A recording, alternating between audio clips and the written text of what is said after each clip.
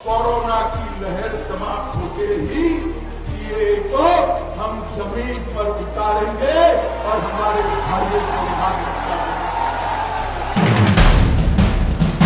कान खोलकर तृणमूल वाले सुन ले। सीए वास्तविकता था, वास्तविकता है और वास्तविकता रहने वाला है। द लाइव टीवी, सच सबसे आगे। गृहमंत्री अमित शाह पश्चिम बंगाल पहुंचे, जहां ममता बनर्जी को सीधे तौर पर चुनौती देते हुए सीए को हथियार बनाकर बता रहे थे कि सीए किसी भी कीमत पर लागू होगा। उनको लग रहा था कि शायद विपक्ष की तरफ से, ममता बनर्जी की तरफ से कोई आवाज उठाएगा सीए के खिलाफ और मुद्दा बन जाएगा। लेकिन इन सब के इतर उनके घर से ही आवाज आने लगी है कि सीए को हम लागू नहीं होने देंगे, जिसके बाद जमकर हो रही है फजीहत। नमस्कार, मैं हूं प्रज्वल गौतम और आप देख रहे हैं द लाइव टीवी।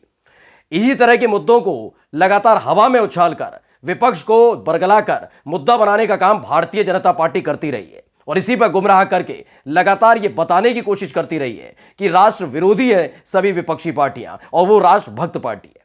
लेकिन इस बार दांव अमित शाह का उल्टा पड़ चुका है। दरअसल गृहमंत्री अमित शाह पहुंचे थे पश्चिम बंगाल।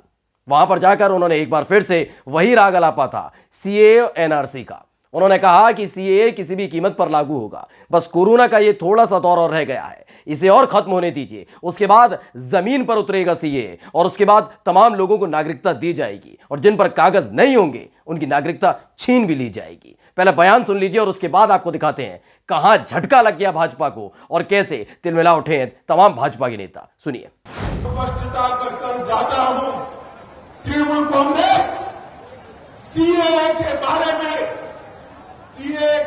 में अफवाहें फैला रही है कि सीए जमीन पर लागू नहीं होगा।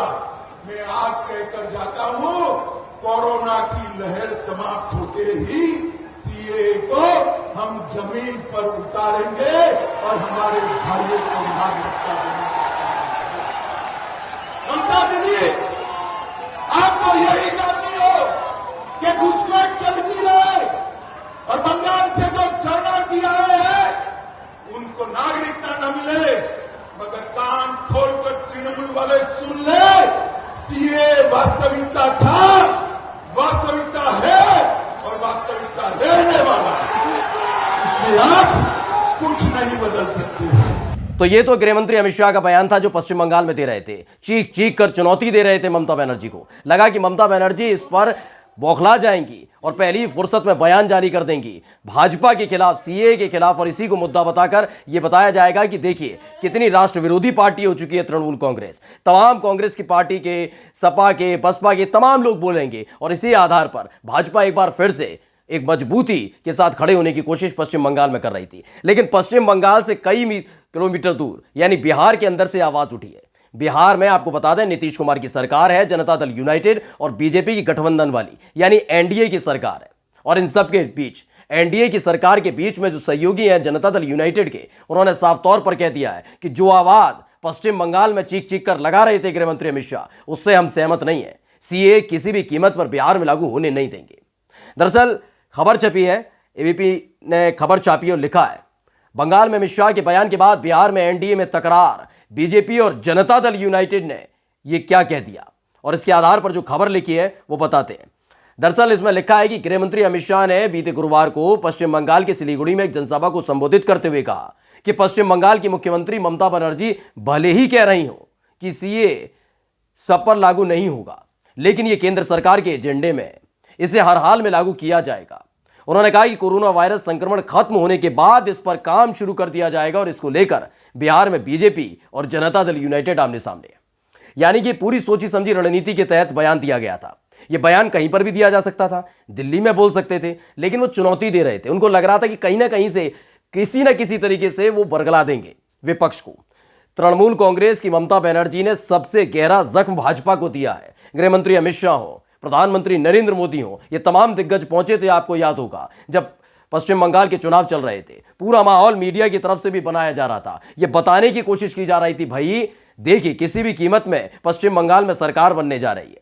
किसकी? भारतीय जनता पार्टी की। लेकिन जब नतीजे आए तो चेहरे देखने लायक थे। भारतीय जनता पार्टी के तमाम नेताओं के चेहरे सफेद पड़ चुके थे क्योंकि नतीजा कुछ और निकला था। लेकिन इसकी अभी भी टीस खत्म नहीं हुई है। जब जब पश्चिम बंगाल जाते हैं कोई ना कोई ऐसा मुद्दा उठाकर जाते हैं भारतीय जनता पार्टी के तमाम दिग्गज नेता और खुद गृह मंत्री अमित शाह, जिससे ममता बनर्जी को बरगलाया जा सके और कोई ऐसा बयान निकलवाया जा सके जिससे उनको राष्ट्र विरोधी बताया जाए। लेकिन इस बार ममता बनर्जी ने कुछ नहीं बोला, उन्होंने कुछ कहा भी नहीं, तवज्जो तक नहीं दी इस बयान को। लेकिन जिन्होंने तवज्जो दी उन्होंने टेंशन बढ़ा दी है भारतीय जनता पार्टी की, एनडीए की। अब संकट के बादल मंडराने लगे हैं बिहार के अंदर, क्योंकि बिहार सरकार में मंत्री हैं और बीजेपी के नेता हैं। जनक राम ने मांग की है कि बिहार में सीएए लागू होना चाहिए। इस कानून की जरूरत बिहार समेत पूरे देश भर को है।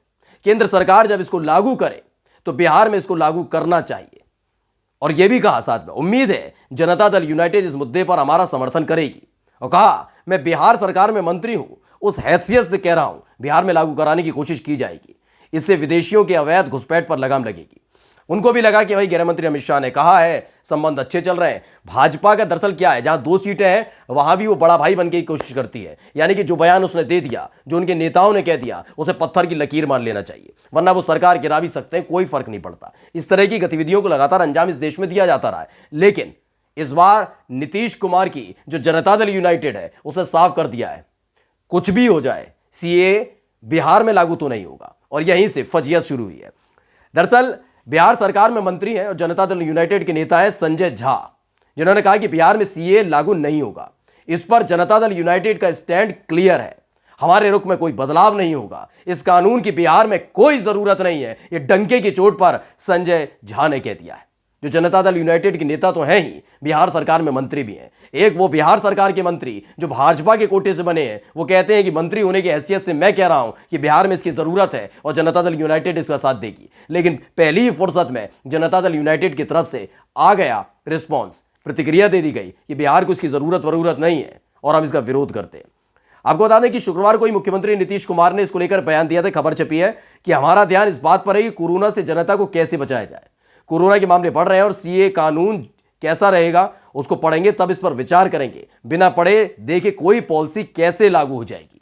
यह बात उन्होंने स्टैंड क्लियर कर दिया है कि इस बार यह मत सोच लीजिएगा आपने एक खर्रा भेजा, हमने उस पर मोहर लगाई, कह दिया गया भाई भाजपा ने किया तो हमने मान लिया। आपके एजेंडे को जनता दल यूनाइटेड नहीं मानता। आप अलग दल हैं, हम अलग दल हैं, साथ खड़े हैं, सरकार चल रही है। वरना अगर ऐसे ही थोपा जाएगा तो देख लिया जाएगा आगे का भी रास्ता। और इन दिनों नीतीश कुमार की जो स्थितियां देखने को मिल रही हैं, कितने परेशान हो चुके हैं भारतीय जनता पार्टी की नीतियों से, समझा भी जा सकता है।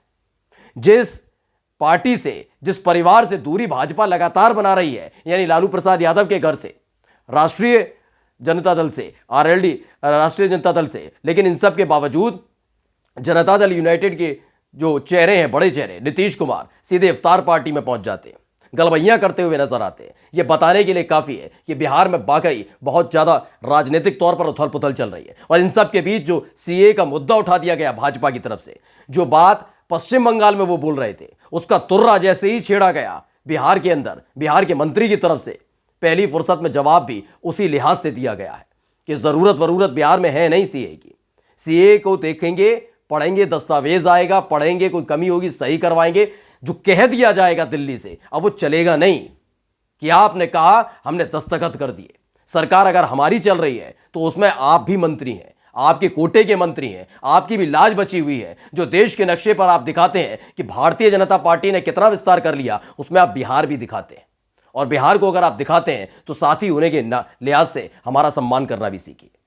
ऐसा ही नहीं कि कोई भी मंत्री उठेगा, अपनी मर्जी से कुछ भी बोल देगा और उसमें हाँ भर देंगे, क्योंकि ये भारतीय जनता पार्टी का मुख्यमंत्री नहीं हूं, यह मुख्यमंत्री जनता दल यूनाइटेड के कोटे से, और अपना स्टैंड पूरी तरीके से क्लियर कर दिया है। जिसके बाद अब राजनीतिक गलियारा भी गर्मा गया है। कहने लगे हैं लोग, भाई दूसरे विपक्ष पर निशाना साधने से पहले तृणमूल कांग्रेस, सपा, बसपा, ये तमाम दल हैं, इन पर निशाना बाद में साध लेना, पहले अपना घर संभालिए। गृह मंत्री महोदय अमित शाह जी, देखिए आपके बयान का खुद ही खिलाफत आप ही के एनडीए की तरफ से उठ रही है, आवाज उठने लगी है, और इसी ने भाजपा की फजीयत भी करा दी। नमस्कार। द लाइव टीवी, सच सबसे आगे।